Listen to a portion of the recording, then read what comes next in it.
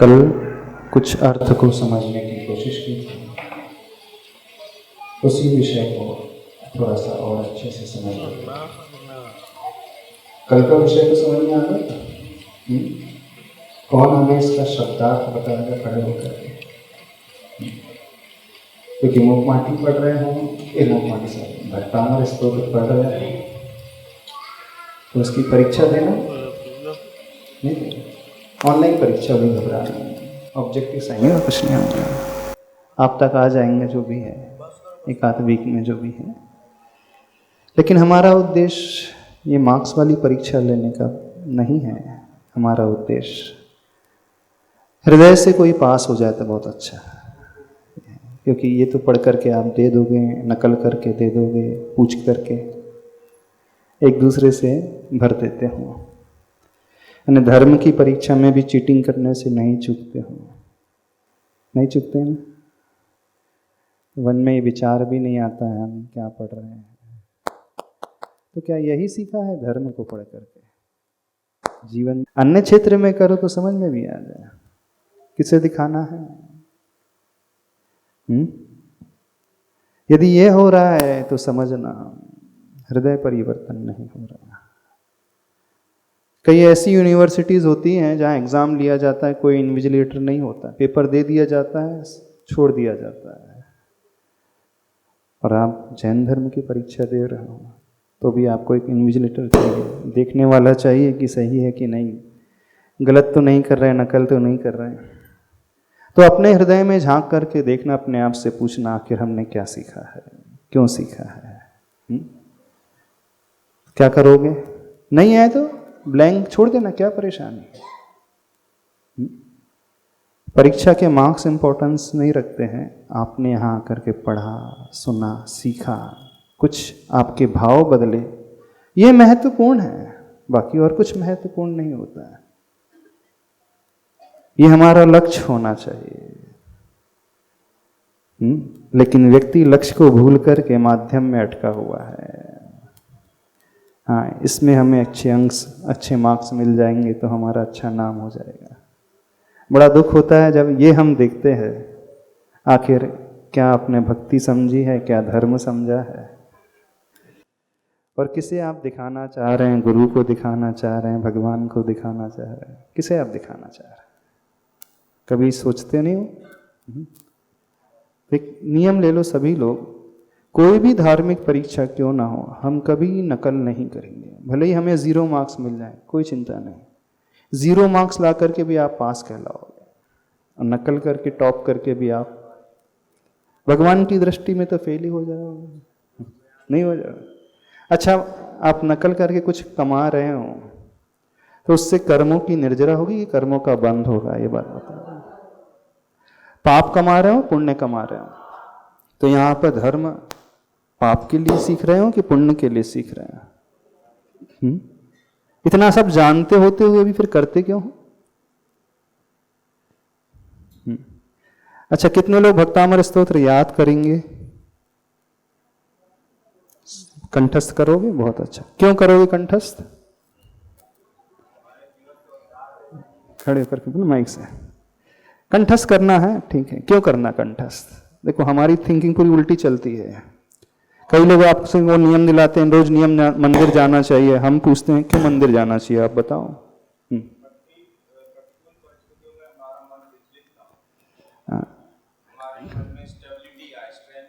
हाँ, यानी जो हम कंठस्थ करेंगे सिर्फ मेमोरी में फीड करने के लिए नहीं। यदि मेमोरी में फीड करना है तो आपके पास मोबाइल तो है, आप ऑन कर दो ना। हाँ, बच जाएगा वो भक्तामर स्तोत्र, क्या परेशानी। सवेरे से आप कैसेट लगा दे तो भक्तामर स्तोत्र की बजते रहता है, लेकिन उससे क्या होता है? किसे पुण्य मिलता है? जो आप मोबाइल में ऑन करके लगा देते हो, टीवी में ऑन करके लगा देते हो, अथवा घर में कैसेट लगा देते हो, किसे कोई पुण्य मिलता है? कैसेट को मिलता होगा, टीवी को मिलता होगा। अच्छा बताओ, किसी को मिलता है पुण्य? नहीं मिलता। हाँ, जो उससे जुड़ेगा उससे पुण्य मिलेगा। तो आप जब पढ़ रहे हो बुद्धि से, तो आप जुड़े हो? आप अलग हो, आपकी बुद्धि अलग है। जुड़ने का अर्थ बुद्धि से वो हृदय तक उतर के आए, ये हम कह रहे हैं। तो भक्तामर स्तोत्र को सभी लोग कंठस्थ तो करना, लेकिन कंठस्थ करने के साथ अपने हृदय का विषय बनाना, फिर कल्याण बहुत आसानी से हो जाएगा, जल्दी हो जाएगा। हाँ, चलो इस श्लोक के अर्थ को कोई बताएगा कि हम आगे बढ़े, कि हम ही बता दें फिर से? चलो, भक्तामर प्रणत मौलिमणि प्रभाणाम, इसके शब्दार्थ को अब देख लेते हैं, कल पूरा नहीं हो पाया था। हे प्रभु, जो भक्त होते हैं अमर यानी देवता लोग, वे नतमस्तक हो जाते हैं। जब कैसे नतमस्तक होते हैं? प्रकृष्ट रूप से झुक जाते हैं। तो उनकी मौली यानी मुकुटों में लगी हुई जो मणियों की प्रभा है वो कैसे हो जाती है? प्रकाशमान हो जाती है। अब मणियों में से प्रकाश निकलता है ना? तो जब वो झुकेंगे तो रिफ्लेक्शन भगवान के चरणों में पड़ेगा, तो भगवान के चरण हमें अच्छे से दिखेंगे। प्रकाशमान कौन हो रहा है? अब आप टॉर्च लेकर के जा रहे हो प्रभु के दर्शन करने के लिए, तो प्रभु के चरण प्रकाशित हो रहे हैं ना। कोई हीरे की मणि अथवा कोई चंद्रकांत मणि को लेकर के जाता है प्रभु के निकट, तो प्रभु के चरण प्रकाशित होंगे ना, स्पष्ट रूप से नजर आ जाएंगे। हाँ, यहाँ क्या कह रहे हैं? यहाँ तो उल्टा कह रहे हैं। वे इंद्र आदि जो देवता हैं जब प्रभु के चरणों में झुकते हैं तो उनकी मुकुट में लगी हुई मणियां जो हैं उद्योतकम प्रकाशित हो जाती हैं। प्रभु के चरणों के द्वारा उनका उद्योग इतना तेज रहता है कि मणियों में उसकी आवाज। हाँ, यानी प्रभु के चरण इतने प्रकाश पुंज से भरे हुए होते हैं। समझ में इसे आता नहीं है? आ जाता है क्या? भगवान के चरण ऐसे होते होंगे? देखना, उदाहरण बहुत अच्छा दिया जाता है। जब आपके घर में डार्क कलर का पेंट होता है और आप लाइट जलाते हो तो प्रकाश अच्छे से पूरा फैलता सा नहीं है, और आप उस पेंट को वाइट कर लो और फिर लाइट जलाओ, क्या अंतर आ जाएगा? बल्ब वैसा ही उतना ही है, 100 वॉट का था, और जब डार्क रेड कलर का अथवा ब्लू कलर का पेंट था उस समय प्रकाश नहीं फैल रहा था, और जैसे ही वाइट पेंट होता है तो प्रकाश और स्पष्ट रूप से, तो क्या तो प्रकाश कहाँ से पैदा हो गया? क्यों स्पष्ट रूप से वो सब कुछ नजर आने लगा? बल्ब में कोई परिवर्तन नहीं किया गया। परिवर्तन किस में किया गया? घर के चारों तरफ के एनवायरनमेंट में, पेंट में। तो वह सफेद पेंट उस प्रकाश को और फैलाता है। समझ रहे हो कि नहीं? तो भगवान के चरण ऐसे हैं कि जो उनके चरणों में झुक जाता है इतने प्रकाश पुंज से भरे हुए हैं कि वे मणियां जो हैं और प्रकाशित हो जाती हैं। मणियों के कारण प्रभु के चरण प्रकाशमान नहीं हो रहे हैं, बल्कि प्रभु के चरणों के द्वारा मणियां प्रकाशित हो जाती हैं। प्रभु का जो शरीर, द्रव्य शरीर इतना सुंदर, इतना प्रकाश से भरा हुआ, 1000 नहीं करोड़ों सूर्य के प्रकाश को भी फीका करने वाला, लेकिन वह प्रकाश जो शरीर से निकल रहा है चुभने वाला नहीं होता है, आनंद देने वाला होता है। तो कहने का अभिप्राय, जो व्यक्ति प्रभु के इर्द गिर्द आ जाएगा, उनके निकट आ जाएगा, तो वह द्रव्य से भी प्रकाश से भर उठेगा और भावों से तो भर उठेगा अवश्य ही। यानी उसका शरीर, वो मणियां प्रकाशित होने लगती हैं।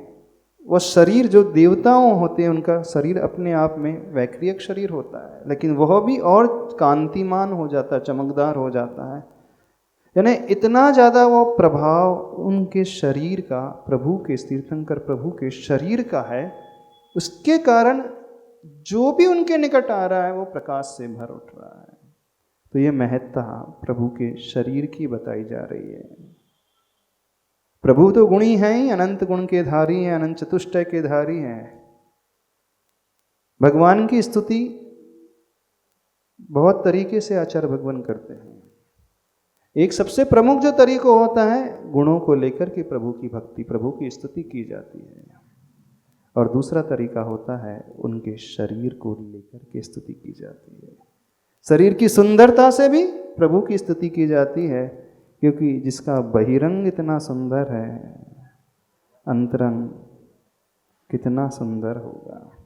यानी जो बाहर में व्यवहार में इतना अच्छा होता है, उसके भाव कितने अच्छे होते होंगे।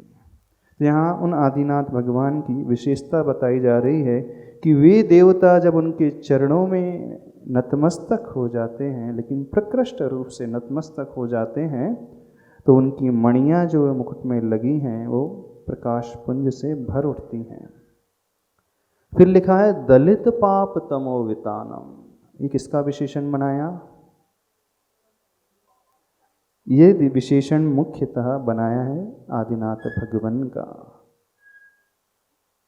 कल हमने कहा था कि भगवान के पास जाने से हमारे पाप नष्ट हो जाते हैं, पर इस श्लोक में मुख्यतः जो विशेषण है वे प्रभु तीर्थंकर भगवान कैसे हैं, कैसे उन्होंने भगवत पद को पाया है। दलित यानी नष्ट कर दिया है, पाप रूपी अंधकार के वितान यानी फैलाव को जब वे नष्ट कर देते हैं, जिसके भीतर से पाप निकल जाता है, अंधकार निकल जाता है। अंधकार कौन सा होता है? मुख्य रूप से मोह रूपी अंधकार। वो निकल जाता है, वो दूर हो जाता है, तो क्या प्रकट हो जाते हैं? वीतरागता प्रकट हो जाती है। मोह के नष्ट से होने से क्या होता है? तीर्थंकर भगवान, केवली भगवान कैसे होते हैं? वीतरागी होते हैं। तो यहाँ से एक विशेषण, इस विशेषण से भगवान की यह विशेषता निकल करके आ रही है, क्योंकि उन्होंने अपने पाप कर्मों को नष्ट कर दिया है, तो वे परम वीतरागी हो गए। अब वह देवता लोग उनके चरणों में झुक रहे हैं, प्रणत हो रहे हैं, तो उनके सर्वज्ञपना को सूचित कर रहे हैं। और अगली पंक्ति में एक विशेषता और आएगी, चौथी पंक्ति में, चौथे चरण में, उसको बताएंगे अभी। तीसरे चरण में कहा गया है सम्यक प्रणम। विषय ये चल रहा था कल, समीचीन रूप से नमस्कार करके। तो क्या असमीचीन रूप से भी नमस्कार किया जाता है? क्या गलत तरीके से भी नमस्कार किया जाता है? कितने लोग गलत तरीके से प्रभु को नमस्कार करते हैं। कल हमने द्रव्य नमस्कार की बात की थी, अब आज भाव नमस्कार की बात कर रहे हैं। यहाँ पे जो सम्यक विशेषण जोड़ा है, यानी नमस्कार कैसा होना चाहिए? सही होना चाहिए। एकाग्रता होना अलग बात है, लेकिन यहाँ पर सम्यक विशेषण एकाग्रता से हट करके दिखाया जा रहा है। कल उदाहरण दिया था रावण का, जब वो भक्ति कर रहा था, एकाग्र चित्त था, उसका मन बिल्कुल नहीं भटक रहा था, उसकी भक्ति में सिवाय प्रभु के कुछ नजर नहीं आ रहा था। मन से भी वो भगवान नजर आ रहे थे, वचनों से भी और शरीर से भी। एकाग्रता इतनी अधिक की घोर उपसर्ग होने पर भी उसने अपनी भक्ति को नहीं छोड़ा।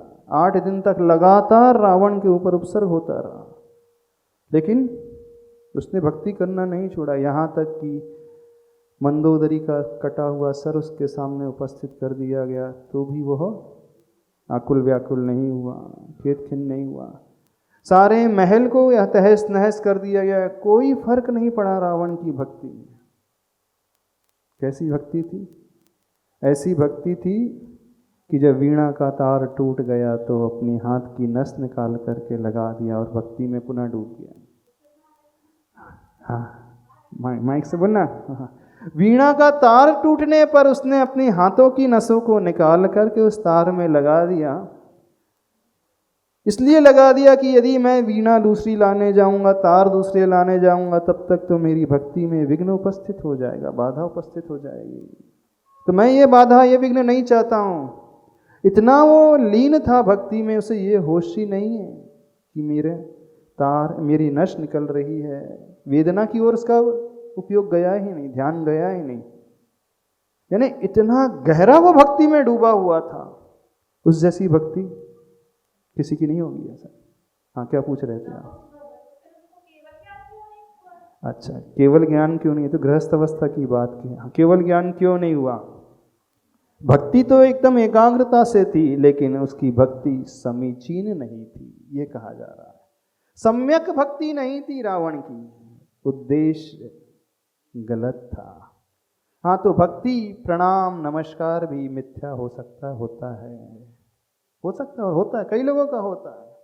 जो भगवान की भक्ति कर रहे हैं, भगवान की पूजा कर रहे हैं, नमस्कार कर रहे हैं, कोई गारंटी नहीं, बहुत अच्छे से पूजा कर रहे हैं, बहुत अच्छे अच्छे द्रव्य चढ़ा करके, बहुत अच्छे ताली बजा करके, बहुत अच्छे नृत्य करके, बहुत अच्छे गा करके, खड़े होकर के, बैठ करके घंटों तक विधान कर रहे हैं।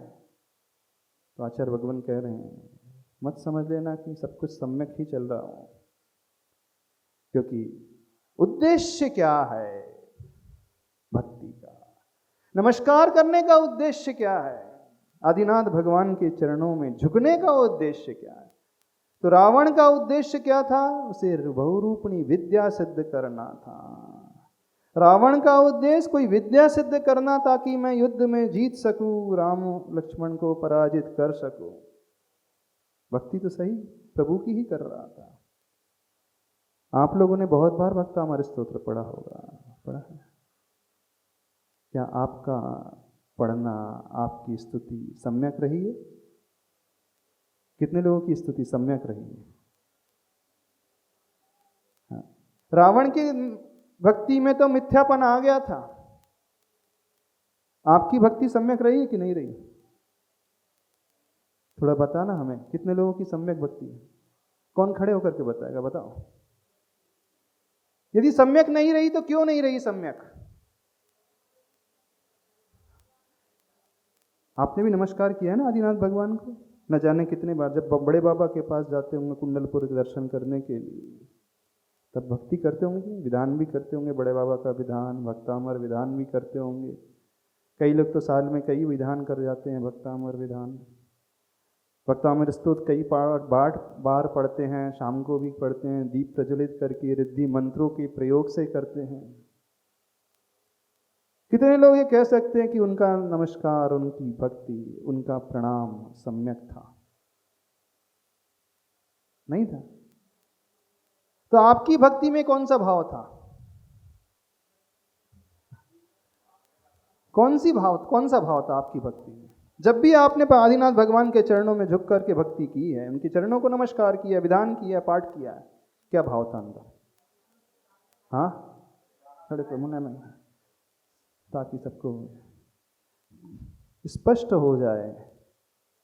देखना, बड़ी विचित्रता लगती है, हम भक्ति भी कर रहे हैं, लेकिन भक्ति कर रहे हैं कि क्या कर रहे हैं समझ ही में नहीं आता। उस ओर दृष्टि जाती ही नहीं। आज सवेरे एक विषय लिया था हमने पूजा का। हाँ? दृष्टि उस समय हमेशा कुछ ना कुछ चाहे की रहती है, हमेशा कुछ ना कुछ आकांक्षा की रही है, सांसारिक आकांक्षा की। इसीलिए उसमें जो लक्ष्य नहीं है, लक्ष्य हमारा अगर वितरागता के ऊपर जाए तो बात होती, मगर अभी तक जो है वो सांसारिक चाहता के ऊपर ही लक्ष्य हमेशा जाता है। स्वास्थ्य ठीक हो जाए, ये ठीक हो जाए, घर ठीक हो जाए। इसलिए हमारी जो भक्ति है वो सम्यक भक्ति नहीं है, और ना हमने अभी तक की है। यानी आप समझ भी रहे हो कि आप लोगों की भक्ति में कोई ना कोई चाह लगी हुई है, कोई ना कोई आकांक्षा लगी हुई है। उसका कारण महाराज जी सिर्फ एक ही चीज़ समझ में आती है, ज्ञान तो है मगर श्रद्धा नहीं है। अभी तक हर चीज़ का ज्ञान है, हाँ। ज्ञान तो सब चीज़ का है मगर श्रद्धा नहीं है। आकाश सामने आ जा। ज्ञान तो है लेकिन श्रद्धा नहीं है, श्रद्धान की कमी। वहाँ लड़खड़ा जाते हैं अपन। श्रद्धान जहाँ बातें आती है वहाँ पर लड़खड़ा जाते हैं। समझने की कोशिश करना, सब कुछ जान करके भी हम भगवान की भक्ति सम्यक नहीं कर पा रहे। कल आपने हिला दिया, इतना जोरों से हिलाया यहाँ सब लोगों को कि आपकी 60 उम्र है तो 35, 70 है तो 35, और हम लोग 75 वाले कल रात भर ये सोचते रहे कि हम लोग की क्या दशा होगी। 75 वालों की तो 37.5 में आपने कहा कि भाई आप लोग सुधर जाओ। अच्छा, 6 डाले में थे, 6 डाले के थे। कब सुधरोगे आप लोग?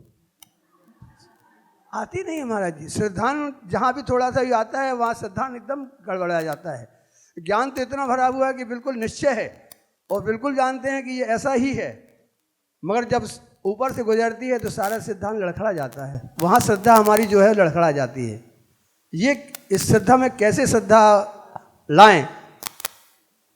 कैसे श्रद्धा लेकर के? एक चीज तो आपके प्रवचन से हमको लाभ हुआ है, जिसे कर्म सिद्धांत पे दृढ़ विश्वास रहता है ना, एक सिद्धा उससे तो कोई चिंता करने की आवश्यकता। गुरुदेव आपके प्रवचन से एक चीज तो आई है कि जो अभी तक करते थे वो उसको अच्छा मान के ही करते थे, मगर आज से जब से आपका प्रवचन सुना है, करते तो हैं, सुधारने की कोशिश करते हैं, मगर ये करते हैं, करते समय ये ध्यान आता है कि अभी हम जो है वो सही नहीं कर रहे हैं। चलो इतना भी ध्यान हो जाए तो बहुत बड़ी बात है। समझे? जीवन की शुरुआत वहीं से होती है, सुधार की शुरुआत वहीं से होती है। व्यक्ति अपनी गलती को स्वीकारना शुरू कर देगा। जब तक हम अपनी गलती को नहीं स्वीकारेंगे, गलत को हम सही मान करके चलते रहेंगे, कभी भी हमारा विकास नहीं हो सकता। भले ही हम ना कर पाए, ये बात अलग है, लेकिन अंदर से ये भाव तो लाना सीखे कि हम गलत कर रहे हैं। समझो, सभी लोग समझो, क्यों भगवान के आगे गिड़गिड़ाने की आदत पड़ गई है। रावण बहुरूपनी विद्या मांग रहा था, आप लोग पैसा मांग लेते, और क्या है। रावण ने उस पद को माना, महल को मांगा, सीता को मांगा। आपने क्या मांगा? क्या मांगा बताओ? कुछ लोग ये कह रहे हैं, नहीं महाराज जी हम तो नहीं मांगते। कितने लोग कह रहे हैं खड़े होकर? बोलो बोलो, क्या बात है? नहीं, आज तक हमने प्रभु की भक्ति में, प्रभु के नमस्कार में कोई भी आकांक्षा, कोई भावना नहीं रखी। हाँ,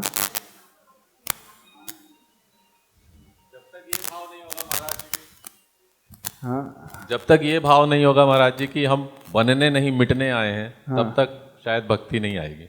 बनने नहीं मिटने आए हैं, बहुत बड़ी बात बोली डॉक्टर। प्रभु चरणों में आकर के अपने आप को खोना होता है, अपने आप को मिटाना होता है, अपने अहम को मिटाना होता है। बिल्कुल तद्रूप होना होता है, अनुरूप होना होता है। समझ रहे हो कि नहीं? कितनी छोटी सी बुद्धि है सबकी, कितनी संकीर्ण बुद्धि है। फिर आप कहोगे कि महाराज जी जब परिस्थिति ऐसी हो जाती है ना, उस समय कुछ सोचता ही नहीं, उस समय कुछ समझ में नहीं आता है। अब भगवान के आगे नहीं मांगे तो किसके आगे मांगे? भगवान के पास ना रोए तो किसके पास रोए? बेटा माँ के पास ही तो रोएगा, है ना? अच्छा, कितनी माँ है यहाँ पर बेटे को रोने पर दूध पिलाती है, भोजन कराती है? बहुत सारी माताएं बैठी हैं, है ना? कितनी माता ऐसी हैं जब आपका बेटा रोता है तब आप उसे भोजन देते हो? हाँ बताओ थोड़ा सा। और कितनी माता ऐसी हैं बिना रोए पहले से उसके लिए भोजन की व्यवस्था कर दे, उसकी थाली लगा कर दे? हाँ? बताओ तो हमें, हम जानना चाह रहे हैं। मान लीजिए जिस दिन आपका बेटा रोएगा नहीं तो क्या आप उसे भोजन नहीं कराओगे? आपका बेटा आपसे मांगेगा नहीं तो आप उसे भोजन नहीं दोगे? क्यों? उसने तो मांगा ही नहीं है। बताओ, उसने तो मांगा नहीं है आपसे। हाँ बताओ, वो छोटा सा प्रश्न पूछ रहे हैं। इंतजार करते हो उसके रोने का, इंतजार करते हो उसकी डिमांड का? बताओ, नहीं है ना? पहले से तैयार होता है व्यक्ति, पहले मां पहले से तैयार रखती है। हाँ डॉक्टर साहब बोल रहे हैं तैयार नहीं रहती, पीछे पीछे चक्कर लगाती है। जितने भगवान की परिक्रमा नहीं लगाए उससे ज्यादा बेटे की परिक्रमा लगा लेती है। जो छोटा सा बेटा होता है ना, तो उसके उतने चक्कर लगा लेती है, भगवान से ज्यादा चक्कर वो बेटे की लगा रही है। आज की तो स्थिति शायद ऐसी हो गई, बोले आज के बच्चे खाते ही नहीं, उसके पीछे पीछे घूमना पड़ता है। हाँ, उसके बाद भी बेटा नहीं खाता है, फिर क्या करते हो? हाँ, मोबाइल आदि दे देते हैं। अच्छा, कितनी सौतेली माँ है जो बेटे को सही टाइम पे खिला देती है। यदि सौतेली होगी तो वो आनाकानी करेगी। गलत तो नहीं कह रहे? स्टेप मदर जो होती है वो वैसा प्रेम नहीं देती, देती है? नहीं देती है ना? आपके भगवान कैसे हैं? कितने लोग अपने भगवान को सौतेला मान रहे हैं? हाँ, बताओ। मां से ज्यादा करुणावान होते भगवान? कितना विश्वास है? भगवान के आगे रोना पड़ेगा।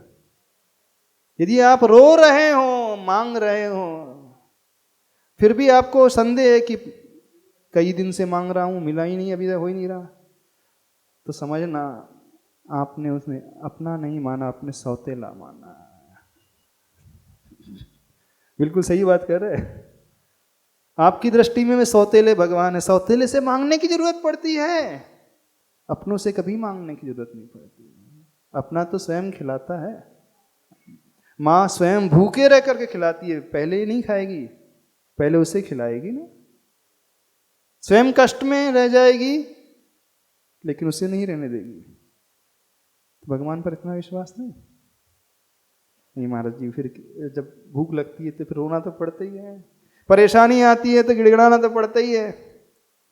यदि रोने से गिड़गिड़ाने से परेशानी दूर होना होती तो सबके चेहरे बढ़िया प्रसन्नचित नजर आने होते हमें। तो न जाने कितने बार आप गिड़गिड़ाए होंगे भगवान के आगे। जितने दुखियारी है ना, दुखियार लोग बैठे यहाँ पे, क्या कभी भगवान के आगे रोए नहीं, मांगा नहीं भगवान से? फिर आपके कष्ट दूर हो गए? तो रोने से कष्ट तो कहाँ दूर होते हैं? होना होता तो हो गए, सबके हो जाते हैं। दुनिया का हर दुखियारा रोता है भगवान के चरणों में जाकर, लेकिन उसके दुख दूर ही नहीं होते। दुख दूर रोने से कभी नहीं होंगे, मांगने से कभी नहीं होंगे। हम कह रहे हैं दुख दूर होंगे जब आप सौतेलापन का व्यवहार छोड़ोगे ना, तब होंगे। अभी आपने अपने भगवान को अपना माना ही कहाँ है? हाथ खड़े करना जिन्होंने अपने भगवान को अपना माना है। आदिनाथ भगवान आपके अपने हैं। सौतेला है, सौतेला। अभी क्योंकि आप बोल रहे थे हमने तो सच्ची भक्ति आज तक नहीं की, सम्यक प्रणाम हमारा रहा ही नहीं आज तक। आपका जो प्रणाम रहा सम्यक रहा ही नहीं ना, आपने कहा ना प्रणाम सम्यक रहा, आपका नहीं रहा। उसमें कुछ ना कुछ भावना छिपी रही है, कुछ ना कुछ भावना छिपी, इसका मतलब सौतेलापन का व्यवहार है, इफेक्ट है, स्वीकारो। अरे छोड़ दो, वो बेटा छोड़ देता है तो माँ तो उसके पीछे पीछे, वो गिर भी रहा है तो उसको बचाने के लिए कुछ भी करने को तैयार हो जाती है। इतना विश्वास तो रखो अपने भगवान पर। हाँ, अनकंडीशनल सरेंडर, बिना शर्त के समर्पण करना सीखो, तब मानना सम्यक प्रणम्य कहलाएगा। अभी तो सब रावण की भांति भक्ति कर रहे हैं। रावण की भांति भी कोई नहीं कर रहा। रावण की द्रव्य भक्ति तो बहुत अच्छी थी, कम से कम रावण की एकाग्रता तो बहुत अच्छी, करोड़ गुना अच्छी थी। हाँ, उसका भाव, भले ही उद्देश्य गलत है लेकिन सब कुछ बहुत व्यवस्थित था। अभी इतना भी नहीं सीखा, नहीं सीखा ना। रावण से भी गए बीते हैं, हो कि नहीं? रावण में सिर्फ एक कमी थी, बाकी बहुत सारी विशेषताएं थी। बहुत ज्ञानी, बहुत विद्वान, बहुत समर्पित, बहुत भक्ति में निष्णात। एक कमी उसे ले डूबी।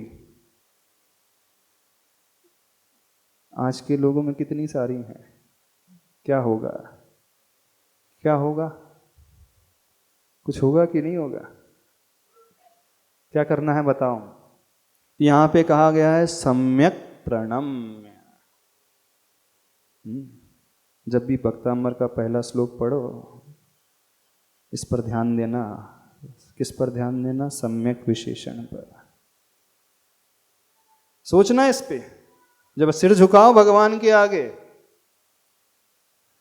सम्यक रूप से मैं झुका रहा हूं कि नहीं, सम्यक प्रणम है कि नहीं। यदि बहुत ज्यादा तकलीफ हो, बहुत ज्यादा कष्ट हो, तो फिर क्या करें उस समय? यही प्रश्न आएगा। हाँ? क्या प्रश्न आएगा बोलो? जब बहुत ज्यादा तकलीफ हो, हाँ, बहुत ज्यादा दुख हो, सहन शक्ति से बाहर हो जाए, सहन सीमा से बहुत ऊपर उठ जाए, अब नहीं सहन हो रहा, अब क्या करें? हिम्मत ही नहीं है, अब क्या करें महाराज जी बताओ? एक सहने की भी लिमिट होती है ना, अब है ही नहीं हिम्मत, सब करके देख लिया लेकिन हो ही नहीं रहा, अब क्या करें? उस समय जानते हुए भी भाव बदल जाते हैं। क्या भाव बदल? भगवान की भक्ति करते करते भी ये आ जाते हैं, पर कहते हैं ना, तो द्रौपदी का तीर बढ़ाया, भगवान आपने ऐसा किया, उनका ऐसा किया, आप मेरा हो जाए तो इसमें क्या दिक्कत? हाँ, उसके भाव बदल, जब कष्ट आता है या कोई चीज आती है, जानते हैं कि भगवान किसी को कुछ नहीं देते। किसने का भगवान नहीं देते? समझे? किसने का भगवान नहीं देते? हम कह रहे भगवान देते हैं। उनकी भक्ति से हमको प्राप्त हाँ, तो देते तो भगवान ही है ना फिर। भगवान नहीं। अब यहाँ पे वो द्रव्यानियों की बात मत लाओ, द्रव्य एक द्रव्य दूसरे द्रव्य कुछ नहीं कर रहा है, वो फलाना नहीं दे रहा है, ऐसा। अभी यहाँ भक्ति की बात चल रही है, भक्ति में भगवान ही देते हैं। यदि भक्ति करते समय आपकी ये धारणा है कि भगवान नहीं देते हैं, तो कुछ मिलेगा नहीं, भगवान ही सब कुछ देते हैं, ये धारणा पहले बनाओ भक्ति में। भक्ति में तो यही हाँ, कहा जाएगा। हाँ, भक्ति में कहा नहीं जाएगा, सो बिल्कुल है ही, यही फैक्ट है, भगवान ही देते हैं।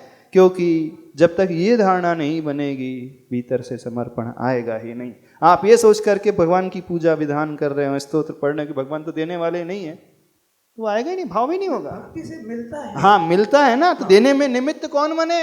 भगवान ही बने। तो हमें ये स्वीकारना होगा भगवान ही देने वाले हैं। अब यहाँ कर्म सिद्धांत ये बात नहीं लेकर के आना, मेरे कर्म पुण्य, मेरा ही पुण्य मुझे देने वाला है। नहीं, ये व्यवहार में तो, हाँ, व्यवहार में तो है, प्रभु आपकी कृपा से सब काम हो रहा है, बस व्यवहार में यही भक्ति है। आप ही देने वाले हैं, आप ही पालने वाले हैं, आप ही बचाने वाले हैं, आप ही उठाने वाले हैं, आप ही कल्याण करने वाले हैं। इसलिए कि तभी विशुद्धि वैसी होगी। बिल्कुल वहां भक्ति ही नहीं बनेगी। हाँ, तो सम्यक प्रणम जब भी पढ़ो, थोड़ा सा 1 सेकंड 2 सेकंड के लिए रुकना, कि मैं समीचीन रूप से झुक रहा हूं कि नहीं। कहा? जिन पाद युगम युगादा, जिन पाद न जिनेन्द्र भगवान के वे चरण कमल। फिर क्या लिखा? युगम युगादा है, और उसके बाद अंतिम चरण में वालंबनम लिखा है, वो मूल रूप से युगम युगादौ है, यानी युग के आदि में, युग के प्रारंभ में। क्या कहा गया है? आलंबनम, जो आपका आलंबन ले लेते हैं। कौन? भव जले पतताम, यानी संसार समुद्र में जो गिर रहे हैं ऐसे संसारी जीव। जनानाम यानी वे प्राणी, वे जीव।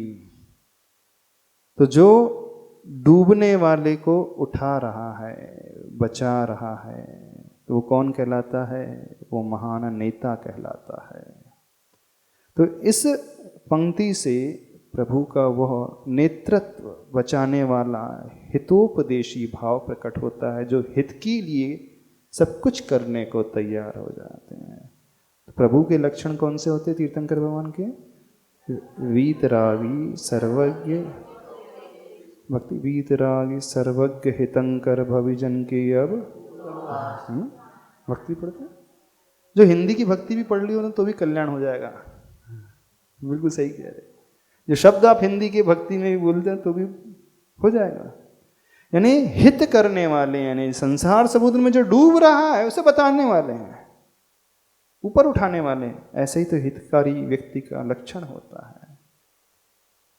जिन्होंने पाप रूपी अंधकार को नष्ट कर दिया, वीतरागता जिनकी प्रकट हो गई है, और वे सौधर्मादि इंद्र जिनके चरणों में झुक रहे हैं,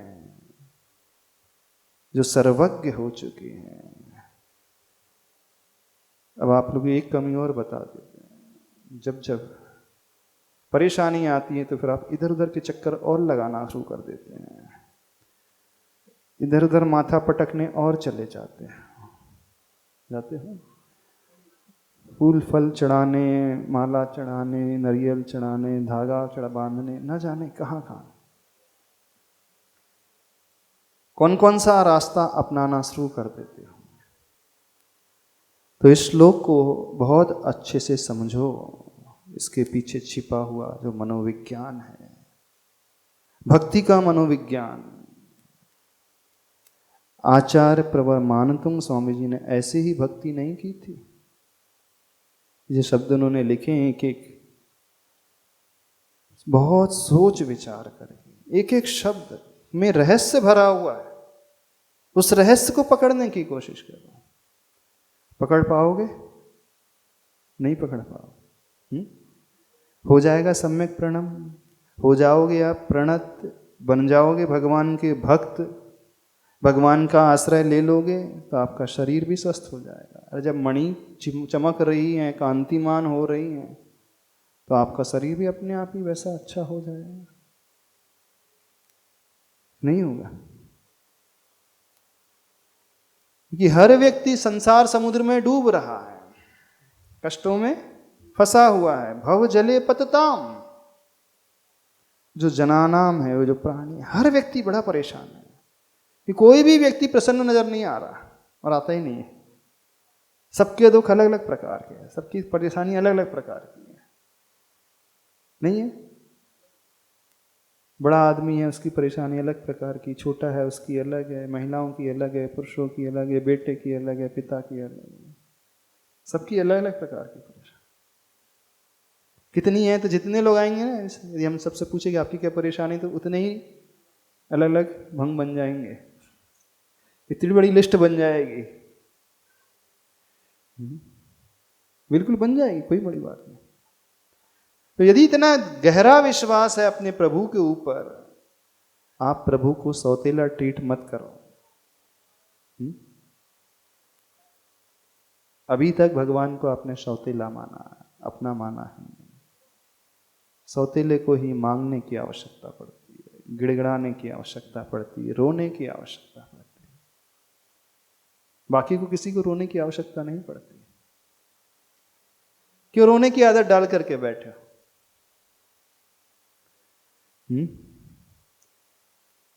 क्यों अपने भीतर दृढ़ता नहीं रह पाती? क्या डाउट है आपको? क्या संदेह है? ऐसा क्या है जो आपको मजबूर कर देता है? बताओ, खुल करके बोल दो ना, क्या परेशानी, बोल, बता दो, बता दो। हम देखना चाहते हैं, समझना चाहते हैं।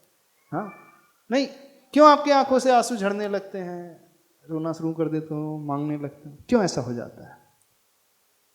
अरे जब रोते हो तो बताओ, तो कारण तो बताओ, क्यों हो जाता है ऐसा? उस कारण का भी अपन निवारण करेंगे, उसको भी दूर करने की कोशिश करेंगे, एटलीस्ट समझो तो सही। हाँ बोलो। अंतरंग को मजबूत नहीं कर पाए, टूट जाते हैं थोड़े से परेशानियों में। थोड़े से पर्दा अलग करना, हवा जाएगी। हाँ, टूट जाते हैं। और क्या कारण है? उपयोग में स्थिरता, और कौन, सब तो रोते हो ना? हाँ हाँ, श्रद्धान में कमी, और सहन शक्ति कम पड़ जाती है। कई बार ऐसा होता है, श्रद्धा पूरी है, विश्वास पूरा है, लेकिन दर्द इतना अधिक हो जाता है, वेदना इतनी होने लगती है, दुख इतना बढ़ जाता है, विश्वास होते हुए भी तो व्यक्ति घबराने सा लगता है, रोने सा लगता है, गिड़गिड़ाने से लगता है। श्रद्धा तो बढ़ाना है ही, लेकिन अपनी सहन शक्ति भी बढ़ाओ। आचार्य मानतुंग स्वामी महाराज की आंखों में आंसू आए थे। वे तो 48 सालों में बंद कर दिया गया। ऐसा हुआ होगा? तो प्रभु की भक्ति से हमारी सहन शक्ति भी बढ़ती है, हम ये कह रहे हैं। और सहन शक्ति बढ़ाओ आप। देखो, शारीरिक वेदना होने पर अनइंटेंशनली जो आंसू आ रहे हैं उसमें हमारा कंट्रोल नहीं रहता। बी वेरी प्रैक्टिकल, उसे कोई नहीं रोक सकता। खून निकल रहा है, पैर कट गया है तो आंसू आ जाएंगे, लेकिन अंदर से हमारे परिणाम कैसे हैं, मेन चीज वो होती है। यदि हम उसमें और बह गए तो और असाता वेदनी कर्म का आश्रय होगा। दुख शोक तापा क्रंदन वत परिदेवन नान्या, और असाता का। यदि प्रतिकूलता आएगी तो सहन तो हमें ही करना है, कोई हमारे बदले सहन नहीं कर सकता। कर सकता है? मां भी अपने बेटे के बदले में नहीं सहन कर पाएगी, चाह करके भी नहीं। बुखार उसे 106 डिग्री है, 106 डिग्री है, पूरा शरीर तप रहा है, वो रो रहा है, चिल्ला रहा है। आप क्या कर सकते हो उसके लिए? दवाई दे सकते हो, ठंडी पट्टी कर सकते हो, और क्या कर सकते हैं? क्या उसकी वेदना को आप ले सकते हैं? डॉक्टर उसकी वेदना को ले सकता है? वो इंजेक्शन लगा देगा थोड़ी देर के लिए, पेन किलर का इंजेक्शन लगा देगा, कोई मेडिसिन दे देगा। मेडिसिन देने पर भी ठीक नहीं हो रहा है वो, तो क्या करोगे? है ना? तो सहना तो उसे ही होता है, जिस पर बीतती है सहना उसे ही होगा। भगवान भी हमारे बदले नहीं सहन कर पाएंगे, नहीं कर सकते। अब यह तो निश्चित है, सहन तो करना ही है, उसे हम नहीं बदल सकते। हम क्या बदल सकते हैं? उस सहन करने की अवस्था में हमारा परिणाम किस प्रकार का रहेगा, वो हमारे पुरुषार्थ के ऊपर आधारित है। आलम्बन तो लेना ही है। बहुत ज्यादा वेदना हो रही, बहुत ज्यादा प्रतिकूलता हो रही है, सहन तो करना ही है। अब हमारे ऊपर आधारित है कि हम हंस के सहन करते हैं कि रोते हुए सहन करते हैं। आप यदि ये कह रहे हो कि भगवान की भक्ति से सहन ना करना पड़े, इम्पॉसिबल है। हम बिल्कुल नहीं कह रहे कि आदिनाथ भगवान की भक्ति करोगे, स्तोत्र पढ़ोगे तो आपको सहन नहीं करना पड़ेगा, बिल्कुल नहीं कह रहे। कष्ट नहीं आएंगे, बिल्कुल नहीं, कष्ट तो आएंगे ही, लेकिन कष्ट आने पर आप इतने मजबूत बन जाओगे, बस ये होता है। और यही फल मिलने वाला है, इससे ज़्यादा कुछ नहीं मिलने वाला। यदि आप ये मान करके चल रहे हैं कि कोई आ जाएगा और हमारे कष्ट को दूर कर देगा, सौधर्य मिल जाएगा, सब कुछ रास्तों से, सब कुछ कंकड़ अंकड़ पत्थर अत्थर कांटे आटे सब अलग कर देगा, झाड़ फूँच करके रास्ता साफ कर देगा, बिल्कुल नहीं होगा। इस भ्रम को यदि पाल करके रह रहे हो, चल रहे हो, तो बहुत गलत भ्रम पाला है। आज से इसको बदल देना है। लाख स्तुति कर लो, कुछ नहीं होने वाला। सहन स्वयं को ही करना होगा।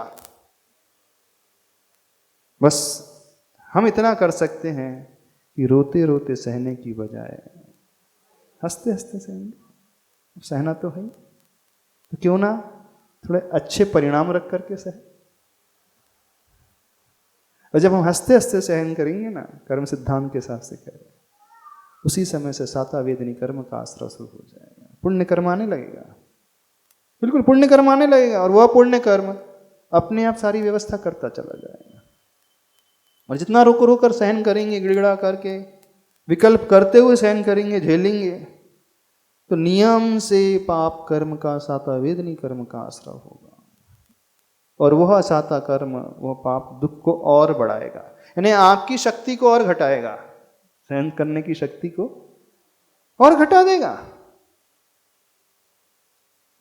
मान लीजिए तूफान चल रहा है, आप लड़खड़ा रहे हो, एक लकड़ी मिल गई, सहारा मिल गया, पकड़ सकते, स्थिर रह सकते हो, और वह असाता वेदनी में वो लकड़ी भी चली जाएगी जो मिल रही थी।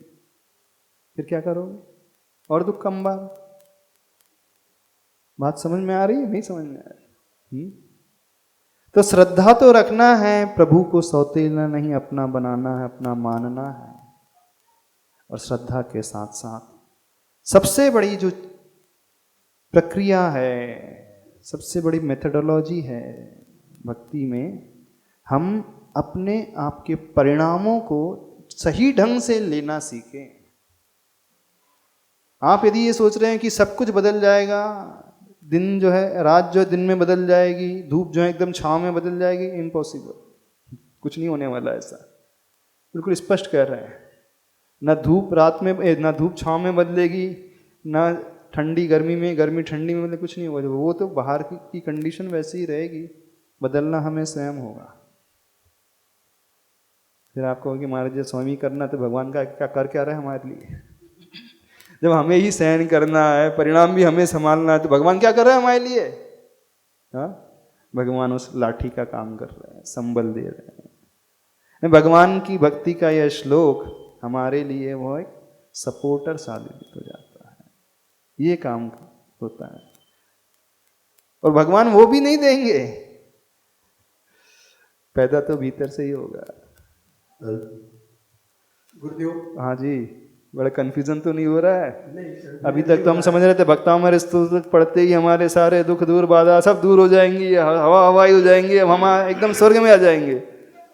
अब हम पूरी प्रैक्टिकल सिचुएशन बता रहे हैं। गुरु और भगवान के आलम्बन से हाँ आज से 2 साल पहले जिस समय कोरोना में मैं लास्ट स्टेज में था, हाँ आईसीयू में था, और आजू बाजू में इधर खिसके उधर खिसके, ये हालत हो गई थी कि हमारा नंबर भी, जब प्रमाण सागर जी महाराज ने वहाँ से उनको उद्बोधन दिया, आलम्बन दिया कि तू ठीक है, तेरी भी आयु होगी तो ये बचेगा, तू तो ये मान के चल कि मेरी आयु अब नहीं है, तू तो बस सीधे बस आगे पीछे मत देख और बस सीधे लेट जा, मत देख आगे पीछे कौन मर रहा है कौन जा रहा है। उस समय इतनी हालत गुरुदेव हो गई थी कि आप ये समझिए कि पूरा साहस खो चुका था।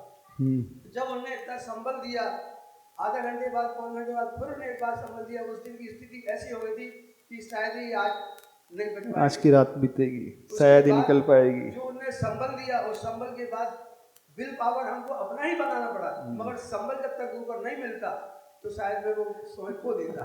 तो उस वस्तु स्थिति को समझने की कोशिश करो, हम ये कहना चाह रहे हैं आपसे। सब कुछ झेलना स्वयं को ही होगा, हमारे बदले कोई और न तो सह सकता है न ही चल सकता है।